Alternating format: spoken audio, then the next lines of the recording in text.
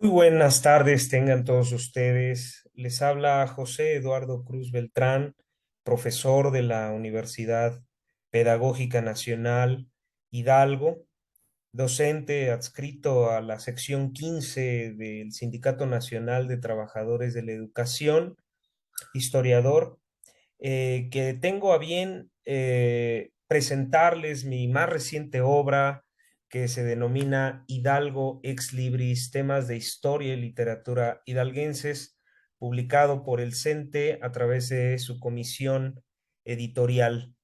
Este trabajo es producto de una serie de reflexiones previas al sesquicentenario de la creación del estado de Hidalgo y un grupo de investigadores locales en el estado. De pronto buscamos analizar la producción historiográfica o en materia de historia respecto al estado de Hidalgo. Una de las inquietudes que teníamos en aquel entonces, estamos hablando del año 2017, era ver qué era lo que se había publicado en torno a ciertos temas de la entidad y cómo se habían expresado esas ideas en varias publicaciones. Entonces, de esta manera, este libro es un análisis de esos textos a partir de las inquietudes del autor, del contexto en el que se creó la obra, de cómo se han expresado ciertas ideas, de cuáles son las temáticas eh, más importantes en toda la entidad y lo que se hace fue hacer un recorrido bibliográfico, tanto en librerías como en las bibliotecas particulares, en las personales, y observar cómo se habían escrito ciertos temas. Entonces, quiero abundar en ello de manera muy rápida en esta presentación, para lo cual pues yo me he permitido presentarles una, ah, una serie de diapositivas en donde tendremos una idea como más puntual de lo que contiene este libro. Bueno, decía yo que Hidalgo ex libris, bueno, forma parte de una expresión latina que significa los libros propiedad de o que pertenecen a. Y entonces, pues básicamente Hidalgo ex libris es un libro sobre libros, ¿no? Es un libro cuyo objeto principal es cómo se crearon ciertos libros y ciertas temáticas sobre el estado de Hidalgo. Eh, Nos importa mucho, bueno, importa mucho observar cómo fue creado, cuáles eran las ideas que permeaban en ciertos autores. Buscamos en el análisis historiográfico como una metodología para poder explicar ciertas ideas en torno al Estado. Y esto tiene dos objetivos principales, que es el de tener una perspectiva crítica y reflexiva respecto a ciertos temas, cómo se han escrito, más allá de consignar datos, es cómo se han construido esos datos. Y finalmente, pues como toda herramienta didáctica para docentes, investigadores, para público en general, en cuanto a saber cuáles son las obras, el registro de algunas de ellas, y también que funcione como como un panorama bibliográfico de ciertas temáticas para quienes también se dedican al estudio de la historia regional en el estado de Hidalgo. Aquí en este breve esquema, muy sencillo, lo que trato de explicar se encuentra dentro del punto de vista de lo que en términos formales se denomina historiografía. Entonces, la historiografía tiene tres ámbitos de estudio, tres ámbitos de observación. Observa al historiador, sus intereses, sus inquietudes, sus perspectivas teóricas, incluso el contexto de ciertos rasgos biográficos, el espectro social, cultural intelectual tanto de la obra como del autor y desde luego la obra escrita. ¿Qué es lo que se encuentra en la obra escrita? Bueno, las ideas en torno a un tema.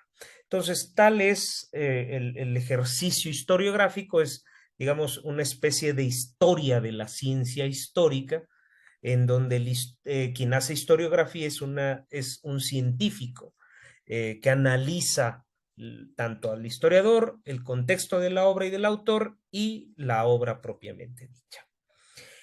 El primero de los temas es el de Hidalgo como cuna del deporte en México, donde surgen una serie de publicaciones en torno a deportes como el fútbol, la charrería, el tenis, el golf, y que en México se les ha atribuido por lo general que nacieron en el territorio del actual estado de Hidalgo. Sin embargo, al no contar con una investigación profunda, también atribuida a que no hay suficiente información, porque el deporte no generaba en aquel momento documentación abundante, como si lo podría ser la historia de alguna otra disciplina.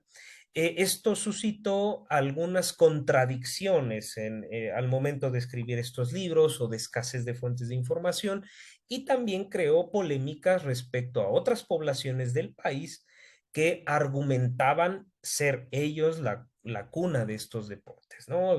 Siendo quizá los más representativos el del fútbol y el de la charrería, ¿no? El fútbol se le atribuye generalmente a su nacimiento en Pachuca o en Real del Monte, y esto ocasionó que algunas poblaciones, sobre todo Orizaba, y la misma Ciudad de México, porque las obras realizadas también así lo parecen orientarlo, que de hecho se habrían creado en aquellos lugares, ¿no? Y tiende a mezclarse con la historia, en el caso del fútbol, con la historia del Club de Fútbol Pachuca, ¿no? Entonces, lo que trata de determinar en este apartado es que uno es el nacimiento del deporte y otro es el nacimiento de un club. Lo mismo ocurre con la charrería, ¿no? También atribuida al altiplano hidalguense, aunque hay estados como el Estado de México o incluso más como Jalisco que han señalado ser ellos la cuna, ¿no? Esto deviene también de que la infraestructura deportiva, sobre todo en la ciudad de Pachuca, pues ha motivado a establecer a la ciudad o a la población como parte también de la infraestructura urbana, es decir, la creación de estadios, de plazas, casi todas asociadas al equipo de fútbol, que es, digamos, el más famoso, ¿no? Bueno, presentamos también algunas publicaciones como lo es el golf, el tenis y desde luego el fútbol, ¿no? En el caso de Pachuca, pues se le ha atribuido por lo general la idea de que es la cuna del fútbol mexicano, empatándola quizá también con la creación del primer equipo, lo que hoy conocemos como Tuzos del fútbol, Tuzos del Pachuca. Bueno, el segundo capítulo es sobre Ricardo Garibay y el Estado de Hidalgo. Ricardo Garibay, pues un escritor de origen hidalguense, que en su vasta obra, en su gran trabajo literario a lo largo de su vida, dedicó algunas páginas hacia el estado de Hidalgo. Y lo que observo aquí, particularmente en este trabajo, es que hay un interesante pasaje de su vida. Parte de su biografía se concentra no en su lugar de nacimiento, sino en el lugar donde su familia, tanto de papá y de mamá, se habrían conocido, ¿no? Que es la Sierra de Hidalgo. Y entonces esto particularmente es interesante porque por aquellos lugares, sobre todo en el municipio de Molango, había una cierta efervescencia literaria que le hizo conocerse como la Atenas de la Sierra, donde concurrían poetas, músicos, escritores, y ahí precisamente aficionados a la literatura tanto el abuelo paterno como el materno de Ricardo Garibay se habrían conocido ahí, y esto en cierta forma, tal como Ricardo Garibay lo menciona, habría influido en su vocación literaria. Entonces, lo que nosotros detectamos ahí es que hay varias menciones del estado de Hidalgo a lo largo de su obra, toda vez que en algún momento de su vida habría sido señalado por no tener una obra dedicada al estado de Hidalgo. Sin embargo, pues al hacer esta revisión se desmiente esa versión. Bueno, posteriormente otro texto totalmente distinto, porque el libro tiene esa característica, ¿no? No es un libro de principio a fin, puede leerse de cualquier capítulo, es la reunión de trabajos, es la reunión de textos. No hay como tal una secuencia, sino que el lector puede elegirlo a partir de lo que él considere más interesante en aquel momento de leer. Y entonces, bueno, siguiendo la línea del trabajo, hay otro capítulo dedicado a la crónica y a la historia local. En el estado de Hidalgo yo había detectado al recorrer varios de sus municipios que no existía una diferencia entre la crónica municipal y la historia local. Y quien se asume como cronista municipal generalmente considera que debe hacer un trabajo historiográfico más que de crónica. Entonces, lo que yo pongo ahí como ejemplo es que la crónica y la historiografía, aun cuando persiguen ciertos objetivos similares, tienen distintas formas de composición, es decir, tienen redacciones y tienen exigencias metodológicas totalmente distintas. Y para ello decidí elegir varios municipios de la Sierra y del Agua Azteca de Hidalgo para poder apreciar de manera más libre, de manera más directa, cuál era la diferencia y las similitudes a su vez de hacer crónica y de hacer historia. Y de hecho, de este primer ensayo, que es el que muestro aquí en el libro, salió una publicación mía denominada Estudios Comparados de Crónica Historiografía Hidalguense, donde abundo más en esta perspectiva, donde abundo más en este enfoque de diferenciar y contrastar la crónica municipal de la historia local. Entonces, pues bueno, finalmente también el de resaltar la importancia de la literatura como un ejercicio didáctico de creación de textos. Y entonces se hace una selección de textos a fin de poder distinguir todo esto que menciono. Bueno, hay otro trabajo que se denomina Querétaro e Hidalgo, notas de una relación conjunta. En esta revisión o en este repaso bibliográfico por el estado de Hidalgo, las andanzas en los estados vecinos nos llevan a entender que Querétaro y que, bueno, no solo Querétaro, sino los estados vecinos a Hidalgo comparten historia, comparten paisaje, comparten ciertos elementos que les son afines. Algo que se ha denominado como geografía emocional, en donde ciertos municipios de vecinos tienen afinidades con Hidalgo y a su vez municipios frontera de Hidalgo tienen afinidad con los estados de junto. Y elegí Querétaro en particular porque ahí se han dado de manera mucho más sistemática algunas publicaciones en torno a poblaciones hidalguenses. Para ellos ha sido muy importante entender a Tecozautla, a Huichapan, a Nopala, la Sierra Gorda, por supuesto, para poder entender los procesos históricos que se observan en su estado, ¿no? Hay que considerar también que dos hechos anecdóticos muy interesantes es que Fernando de Tapia Coni eh, fundó la ciudad de Santiago de Querétaro, y a su vez Félix Osores de Sotomayor, también nacido en tierras hidalguenses, crea el estado o defiende la idea de crear el estado de Querétaro.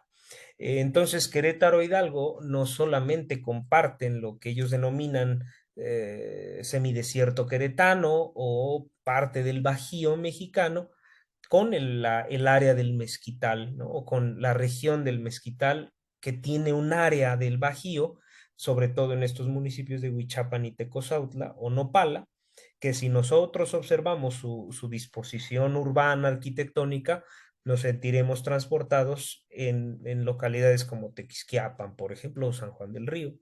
Y lo mismo en la Sierra Gorda de Querétaro, donde pues la avanzada evangelizadora, tanto de franciscanos, agustinos, dominicos, los colegios de propaganda FIDE de Querétaro y de Pachuca, pues habían creado también algunas misiones dentro de esta región de la Sierra Gorda, donde se encontraban nómadas, pames, chimpeses, jonases, que en términos genéricos se ha denominado chichimecas.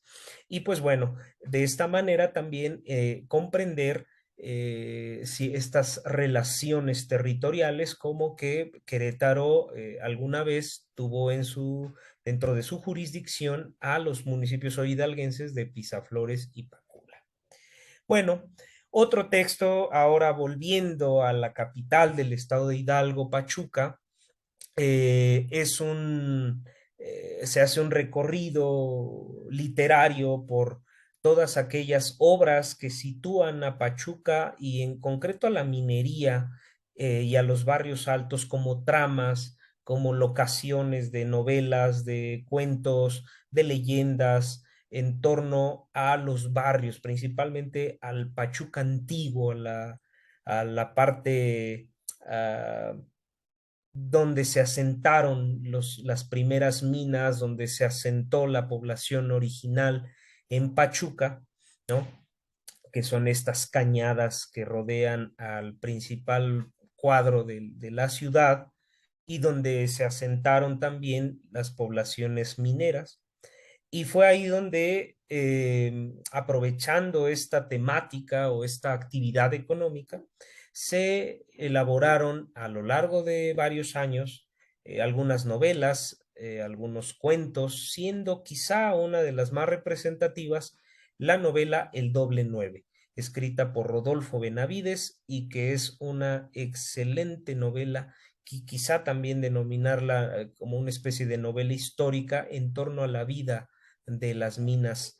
Y desde luego, pues esto generó que los mineros también ávidos de expresar y de expresar sus emociones, de contar todo lo que habían vivido, crearan también espacios literarios y que se dieron en publicaciones como Un infierno bonito de Félix Castillo García, un minero y posteriormente comunicador, donde expresó, donde se relata parte de la vida cotidiana de las minas y de los barrios de Pachuca.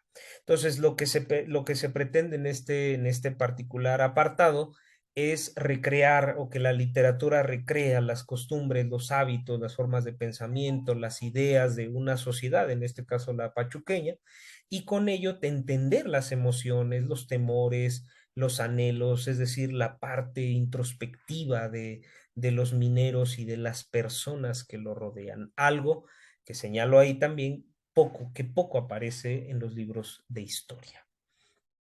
Posteriormente, en otro apartado denominado los libros de los pueblos, que son las monografías municipales, encuentro algo muy interesante. Generalmente, cuando nosotros recorremos un municipio, y en búsqueda de alguna publicación, encontramos que hay también libros sobre las comunidades, es decir, no solamente sobre las cabeceras municipales, sino sobre ciertas comunidades. Y entonces me pareció interesante hacer un registro, hacer en un primer momento una compilación de cuántos libros al momento de presentar este libro, pues bueno, han surgido aún más textos que no solo refieren a la cabecera municipal, sino a las comunidades. Y en ciertas temáticas se va abordando, ¿no? Cuáles son o sobre qué tratan estos libros, siendo quizá los más representativos o los más llamativos los que refieren a ejemplos de la arquitectura virreinal, como es el caso de Mapete, como es el caso de Santa María Xochoteco, que pertenecen a los municipios de Cardonal, San Agustín Mezquititlán, respectivamente, y algunos otros como Tizayuca, San Agustín Tlaxiaca, Tezontepec de Aldama, Tepeji del Río. Entonces, pues se hace una clasificación a partir de las temáticas, ¿no? Por ejemplo, el de hacer monografías históricas, el de tener la historia del pueblo como una especie de pretexto para comentar también rasgos biográficos, es decir, al leer la biografía del autor, la autobiografía del autor también es un reflejo de la comunidad, como sucede en Naupa, del municipio de Molango, o de Pepeyoca de Cabrera, en el municipio de Cuautla. Y desde luego también libros sobre plantas, artesanías, como es el caso de comunidades de Tenango de Doria, Tezontepec, Casochitlán, San Felipe Orizatlán, Alfajayucan, eso sin contar las tesis, que son estudios de caso muy particulares en algunas comunidades. Otro trabajo que incluso ha sido dado pie para presentar o hacer una conferencia, una ponencia aparte, ha sido el de Zempoala, historiar un acueducto, que es el de Zempoala. Sucede que a raíz de que declaran al acueducto de Zempoala como patrimonio de la humanidad ante la UNESCO, empiezan a crearse alrededor de ellas en los años previos y también posteriores a esta denominación, en 2015, una serie de publicaciones de libros, de estudios académicos, de difusión, de divulgación en torno a este complejo arquitectónico. Y que además pues ha tenido pues la mayor virtud quizá que fue su objetivo principal, el de conducir el agua desde los manantiales al pie del volcán Tecajete en Zempoala hasta el convento de Otumba en el Estado de México, toda vez entonces que este acueducto pues es compartido por los estados de Hidalgo y de México. Entonces, bueno, todo esto hace ver que hay una serie de momentos en los que se escribe la historia de este acueducto, comenzando por una biografía de su autor intelectual, que es el padre Fray Francisco de Tembleque, Francisco de Tembleque, franciscano, que estaba en Otumba y que decide conducir el agua desde Zempoala hasta Otumba. Y que precisamente estas publicaciones han abordado el acueducto de Zempoala desde diversas perspectivas, ya sea desde la histórica, desde el terreno el campo de hidráulico, arquitectónico, el paisajístico, el turístico, desde luego, el de la difusión, en fin, todas estas de diversas ramas, quizá un elemento multidisciplinario es el que puede hallarse aquí. Y en algunos de ellos saltan a la vista algunas apreciaciones, siendo quizá algunas de las más interesantes el de la denominación. Hay autores que señalan, que argumentan es acueducto de Zempoala y el otro argumentan es acueducto del Padre Tembleque. Hay una perspectiva ahí bastante interesante que tiene que ver con las ideas respecto a cómo se enfoca la historia.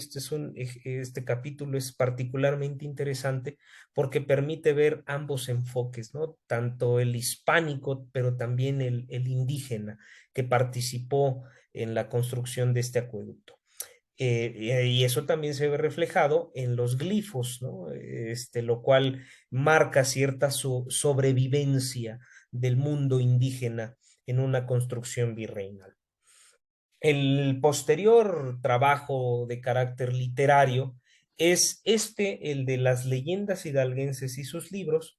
De igual manera, resultó muy interesante saber dónde hallar eh, libros sobre leyendas. Las leyendas siempre han sido motivo de entretenimiento, también de advertencia respecto a hechos fantásticos para moldear ciertas realidades.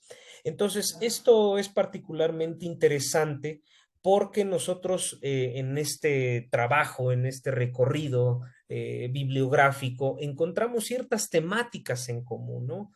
Ciertos elementos que se escuchan o se leen en las leyendas de una región y también las podemos encontrar en otras. Entonces, esta reunión de libros sobre leyendas se contextualiza de igual manera con la creación de una serie radiofónica denominada Leyendas Hidalguenses y otros cuentos de Félix Castillo García, que en una radiodifusora pachuqueña, pues todas las tardes, en la década de los 90 y en el 2000, eh, daban a conocer las leyendas con el formato de la radionovela. Y entonces esto es particularmente atractivo, ¿no? Para el escucha y también para el lector, porque este espectro literario que es el de las leyendas tiene a su vez algunos orígenes históricos que es importante precisar. Entonces se hace un recorrido de las leyendas, de los libros de leyendas y en algunos se rastrean los hechos históricos sobre los cuales están sustentados y en algunos otros pues forman parte de la tradición oral, que esto es muy importante, ¿no? Las leyendas forman parte de la cultura local, la cultura de los pueblos, la tradición, lo que se ha contado de generación en generación y es particularmente valioso cuando se plasman en libros como estos. Entonces, bueno, ese es este apartado, ¿no? El origen literario, sus objetivos como advertencias, por ejemplo, el de un caso muy interesante, ¿no? Las sirenas de Molango y Misquiahuala, que señalan con las versiones más o menos similares que han sido generalmente hombres quienes se han ahogado en la laguna de Atezca o en los jagüeyes del municipio de Misquiahuala. Entonces, pues bueno, esto particularmente también juega un papel social, la leyenda juega un papel importante dentro de la sociedad, no solo como entretenimiento, sino también con una función que es el de advertir de ciertos peligros reales, no fantásticos, sino reales, a la población.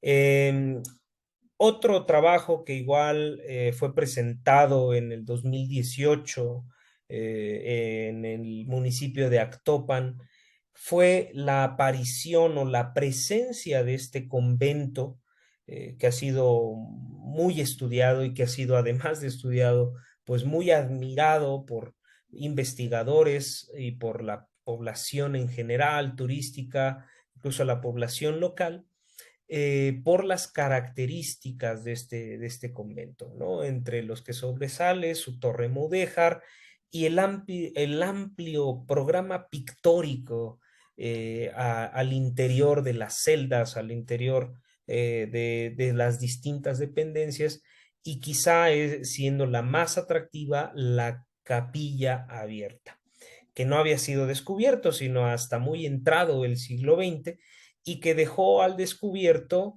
un programa muy interesante que también ya ha sido estudiado respecto a escenas del infierno, escenas de castigos infligidos por demonios a los naturales. Entonces, bastaba con también hacer un registro de cuáles habían sido las principales ideas en torno al convento de Actopan y cuál habían sido los principales expresiones, las impresiones de los autores al escribir libros o tratados o estudios sobre el convento, ¿no? Los autores generalmente le asignan un estilo constructivo, desde el plateresco, el gótico, el manierista, el renacentista, le ponen especial atención a ciertas dependencias como el cubo de la escalera, la sala de profundis, la capilla abierta, ¿no? la torre mudéjar, la portada y posteriormente al convento propiamente dicho. Ha habido una concentración importante en el convento de Actopan que ha hecho que se olviden algunos elementos importantes para la historia de la educación en México, toda vez que aquí funcionó una normal rural y que posteriormente formaría parte de lo que hoy conocemos como la escuela del Meche Hidalgo. Entonces, pues bueno, también cumplió con una función social, además de la arquitectónica, ¿no? Como monumento nacional. Y esto también, algo que detecto es que ha sido tan atractivo el convento de Actopan, ¿no? Tan vistoso, que ha dejado relegada la historia del municipio. Esto, con el paso del tiempo, pues ha ido paliándose con nuevos estudios, con la presencia de los cronistas municipales, que han hecho también un excelente trabajo para investigar la historia de la población y del municipio y compaginarla con la historia del convento. Este libro cierra con las incursiones literarias de Juan Rulfo y de Elena Poniatowska en el estado de Hidalgo. Estos escritores de renombre, estos escritores considerados parte como importantes exponentes de la literatura mexicana, dedicaron también algunas de sus páginas al estado de Hidalgo. En el caso de Juan Rulfo, él había sido viajero, un historiador del arte antes de convertirse en un literato, en un escritor, que además incursionó en el cine y que producto de esos viajes, él participó tanto en la creación del guión cinematográfico como en la fotografía de un cortometraje denominado El Despojo, rodado en el municipio del Cardonal. Y posteriormente, Elena Poniatowska acompaña estos libros eh, donde hay fotografías y son textos en gran formato de David Maaguad y de Alicia Ahumada, ¿no? En torno a las haciendas pulqueras, a las minas del distrito de Pachuca y Real del Monte y también de la Vega de Mestitlán. Entonces, pues bueno, estos trabajos literarios son motivo de orgullo para los hidalguenses, el saber que hay presencia de la literatura y que sobre todo hay presencia del paisaje y la cultura y la historia de Hidalgo en estos textos. Bueno, ¿por qué leer entonces finalmente Hidalgo Ex Libris? Porque es un libro sobre libros, porque es un libro que invita a la reflexión. Generalmente vemos un libro, extraemos el dato que requerimos, ¿no? Cuando observamos el trabajo, cuando estamos haciendo los trabajos propios y extraemos el dato. Pero, ¿qué hay detrás de la formación de un libro? ¿Qué hay detrás? ¿Qué hay en la vida de los autores para escribir sobre Hidalgo? ¿Qué ocurre? Tratamos de develar algunos aspectos biográficos cuando se tiene acceso, pero sobre todo el del contexto en el cual este libro es producido, ¿no? Como lo explico para el caso de Zempoala, como lo explico para el caso de Actopan, donde hay un particular interés frecuente de escribir sobre tal o cual monumento, sobre tal o cual municipio, y que el contexto y la vida cotidiana de estos municipios, de estos pueblos, ha hecho que se decidan, quienes así se dedican a ellos, se decidan a escribir sobre este trabajo. Entonces, este libro, Hidalgo Ex Libris, tiene esa particular atención de hacer un análisis crítico, literario e historiográfico de algunas obras y con ello detectar ideas, detectar tendencias historiográficas, detectar algunas imprecisiones, como es el caso de la historiografía de los deportes, el de rescatar quizá del olvido algunas publicaciones importantes o interesantes. Entonces es un libro para quien se interese en el mundo literario de Hidalgo, en el mundo histórico de Hidalgo. Este trabajo pues resulta una buena introducción, con la invitación de que se hagan más estudios sobre otras temáticas no incluidas aquí, y sobre todo, tal y como lo menciono al final de este libro, hacer un balance de las publicaciones por municipios. Hay municipios que aún no reportan libros en su haber. Sin embargo, pues es una invitación para crearlos o para encontrarlos, ¿no? Porque no solamente encontramos libros impresos, sino también libros en ciernes, libros esperando por una publicación. Entonces, pues bueno, este trabajo sirve como reflexión, sirve como un ejercicio crítico de qué es lo que se ha escrito sobre la historia y la literatura de Hidalgo, y a su vez como lo que falta por escribir y desarrollar.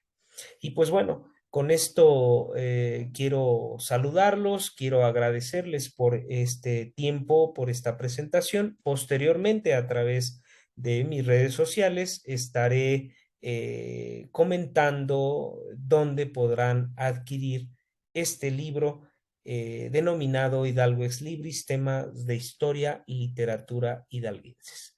Espero sus comentarios. Muchísimas gracias por su atención. Les mando a ustedes un muy fuerte abrazo.